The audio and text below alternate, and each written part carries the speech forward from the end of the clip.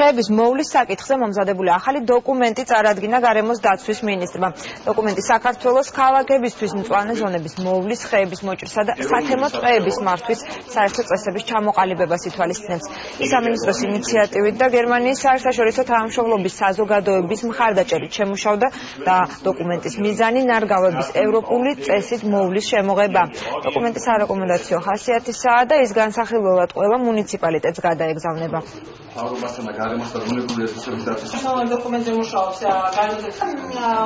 მთავარი პრინციპი არის ის, ზოგადი პრინციპი, რომ მთელი ქვეყნის მასშტაბით სტიქიური პროცესი შეჩერდეს და პროცესი იყოს ერთგვაროვანი, მიუხედავად იმისა, დასავლეთ საქართველოში, აღმოსავლეთ საქართველოში, სადაც არ უნდა იყოს და მთავარი არის ის, რომ მწვანე ზონები შენარჩუნებული და გაფართოებული იქნას.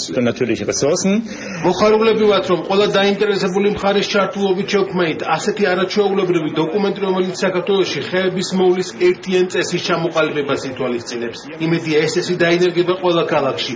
მრავალი წლის შემდეგ, როდესაც ვიმოგზაურებ ამ ქვეყანაში, იმედი მაქვს უკვე იქნება კარგი შედეგი და ნახავ კარგად ფორმირებულ ხეებსა და აღდგენილ გამწვანებულ ზოლებს.